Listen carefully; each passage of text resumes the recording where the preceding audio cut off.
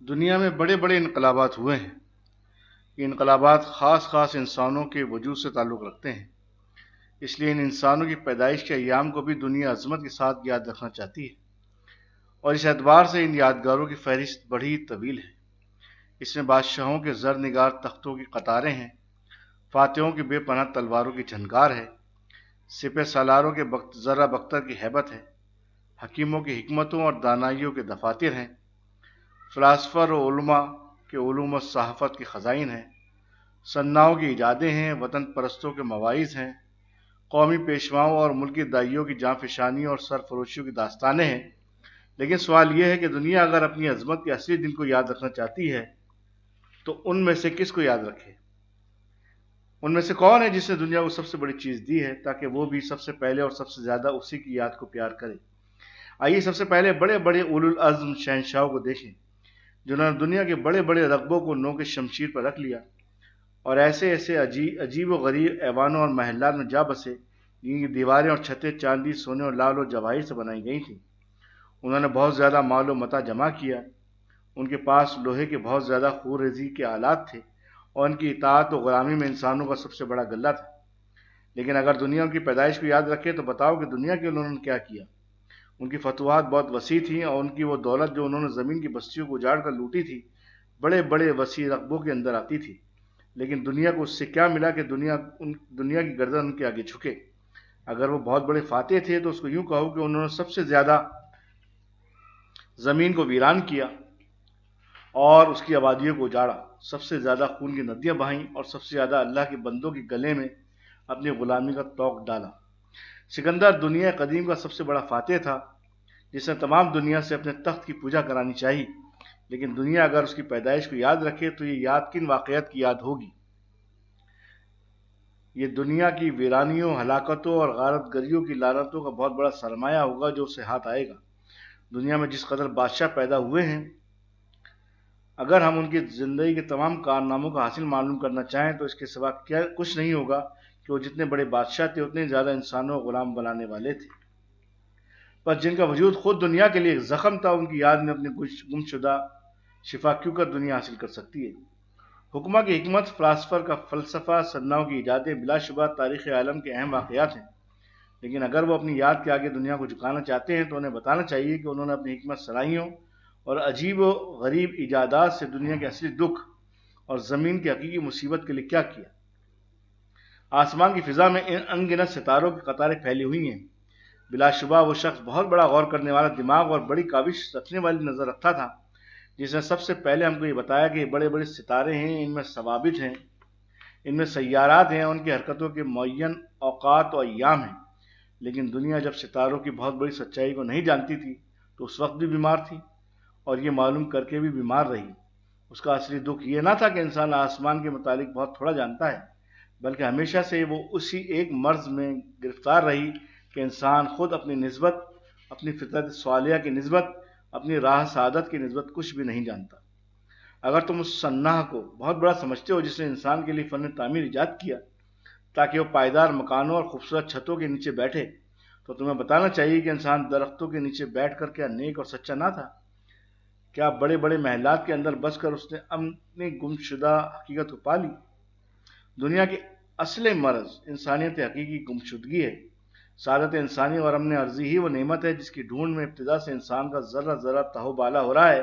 پھر بتاؤ کہ اگر یہ بڑے بڑے صناع اور موجد ہی انسانیت کی سب سے بڑی بڑائی رکھتے تھے تو ان کی ایجادوں نے انسان کو کس قدر امن دیا، کس قدر سلامتی بخشی، کہاں تک صراط سعادت پر چلایا۔ اچھا، دنیا قدیم کے ذخیرے میں جو کچھ ہے اسے چھوڑو۔ کلدان و بابل اور یونان کے اسکندریہ کے کھنڈرات اور مسمار شدہ آثار کے اندر اگر دنیا کے لیے کچھ نہ تھا تو بہت ممکن ہے کہ آج new York, London, Paris, Berlin کی عجیب و غریب آبادیوں اور عقل و فہم کو مبہوت کر دینے والے تمدن کے اندر دنیا کو وہ چیز مل جائے جس کے لیے وہ ابتدائی خلقت سے حیران و سرگشتہ رہی ہے۔ آج تمدن کے ابلیسانہ گھمنڈ کا ملعون بت پورا چور چور کر دیا گیا ہے، اور اللہ کا وہ زبردست اور بے پناہ ہاتھ جو قوم سمود و عاد اور بڑی بڑی آبادیوں اور بڑے بڑے خیموں والوں کو سزا دے چکا ہے، آج اپنے جلال اور ہولناکی کی آتشی چمک دکھلا رہا ہے۔ تو موجودہ جنگوں اور متمدن اقوام کے باہمی قتل و غارت ریزی پر چار پائیوں کی طرح نہیں بلکہ انسانوں کی طرح نظر ڈالو اور دیکھو کہ یہ کیا ہے جو تمہارے سامنے ہو رہا ہے. یہ تمدن اور وحشت کی پیکار نہیں ہے، یہ علم اور جہل کی ٹکر نہیں ہے. یہ تمدن ہی ہے جو تمدن سے ٹکرا رہا ہے، جو علم ہی ہے جو علم کو ذبح کر رہا ہے. پس اگر مسکین دنیا ان انسانوں کو یاد رکھنا چاہتی ہے جو تمدن کے بادشاہ تھے، علم کے فرما روا تھے، ایجاد و صنعت کے دیوتا تھے، تو تم اس کا ہاتھ پکڑو اور اسے آج جنگوں کے ان میدانوں کے سامنے لے جا کر کھڑا کر دو جہاں تمدن و علم کا تخت عظمت و اجلال آگ اور لہو کی بدلیوں اور دھوئیں اور گیس کی مسموم فضا کے اندر بچھا دیا گیا ہے. آج دنیا ان میں سے کس کی پرستش اور کس کی یاد کو چنے؟ کیا وہ سب سے بڑے فلسفی کو یاد کرے جو 14ویں صدی عیسوی میں آیا اور اسے تجربے کی راہ کھولی، جس راہ نے انسان کو ہلاکت و خوریزی کے سب سے زیادہ روپ پاش آلات تک پہنچا دیا؟ وہ کیمسٹری کے اس دیوتا کو یاد کرے جس پر موجودہ تمدن کو سب سے زیادہ ناز ہے اور جس نے ایسی گہریلی گیسیں اور ایسے مہلک بم اور شیل اور ایسے بے پناہ مرکبات بنا دیے جن کے آگے انسانی جماعتیں بالکل بے بس ہو جاتی ہیں اور منٹوں کے اندر بڑی بڑی آبادیاں موت کی لعنت سے بھر جاتی ہیں. اچھا، بھاپ کی طاقت کے موجد کو بلاؤ، اس کی بڑائی کیسی تھی جس نے بھاپ کی غیر معمولی طاقت کو انسان کے تابع کر دیا ہے. لیکن وہ اس دنیا کے لیے کیا کرے جو موت کی نہیں بلکہ زندگی کی بھوکی ہے اور دیکھ رہی ہے کہ بھاپ کے شیطان ہی کے اندر وہ سب سے بڑی بے پناہ خباثت ہے جس نے آج جنگ کے میدانوں، مختلف بھیسوں اور مختلف صورتوں کے اندر موت کی سب سے بڑی فنکار ماری ہے اور تمام انسانی علم و دانائی اس کے بچاؤ کے لیے سرگرداں ہے.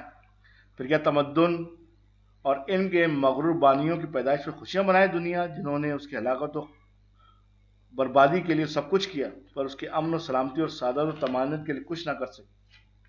ان کے پاس انسان کے اڑنے، سمندروں کے اندر جانے، بجلی کو قابو کرنے، ہوا کے تموج اور ذرات کو اپنے نامہ پیام کا سفیر بنانے گئے اور خود بخود بجنے والی سواریوں کے لیے تو بہت بڑا ذخیرہ ہے، لیکن انسان کو نیک اور راست باز بنانے، اللہ کی عدالت و صداقت سے زمین کو معمور کرنے، امن و راحت کی بادشاہی کی قائم کرنے، ظلم و فساد کے بیچ سے انسان کو صاف کرنے، طاقت اور حکم کے جبر سے ضعیف اور ناتوانی کو بچانے اور انسان کو درندوں سانپوں کی طرح نہیں بلکہ انسانوں کی طرح بسا دینے کے لیے کچھ بھی نہ تھا.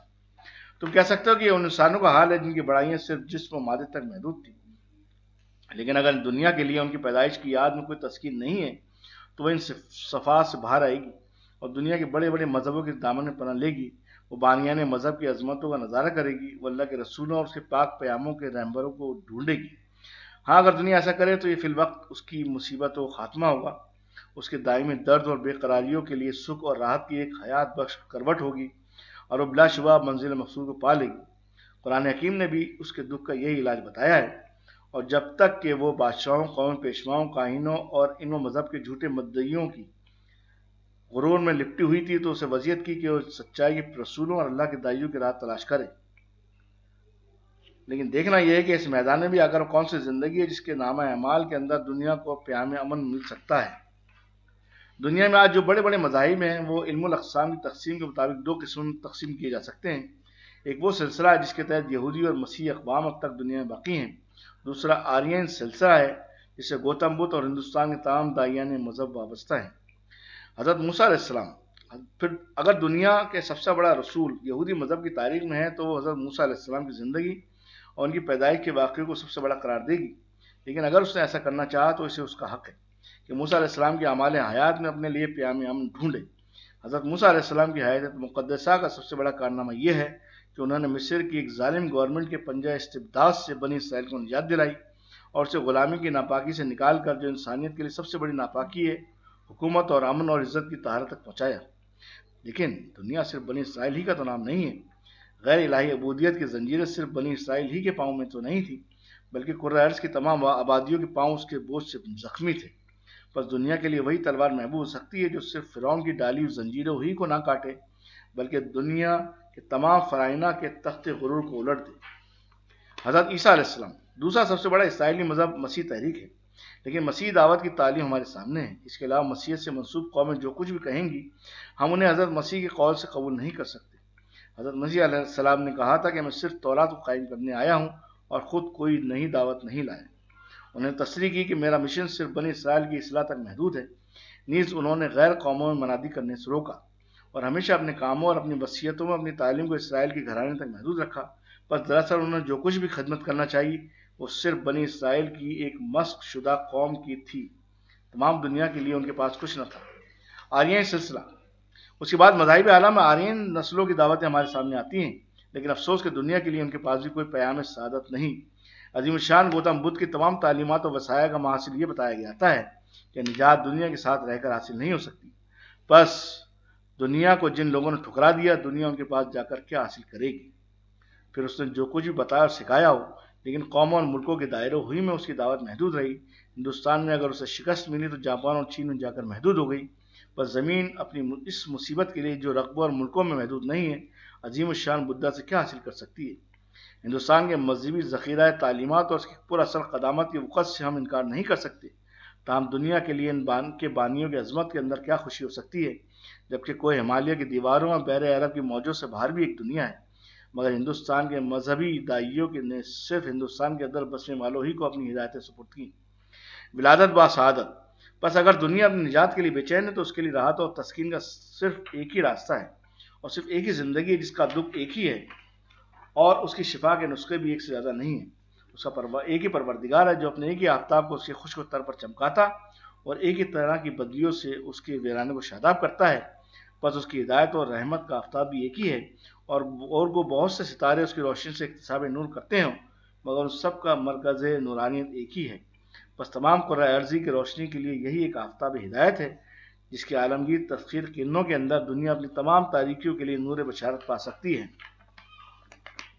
اس مقدس پیدائش نے دنیا میں ظاہر ہو کر یہ نہیں کہا کہ میں صرف بنی اسرائیل کو فرعون کی غلامی سے نجات دلانے آیا ہوں، بلکہ اس نے کہا کہ تمام عالم انسانیت کو غیر الہی غلامیوں سے نجات دلانا میرا مقصد ظہور ہے۔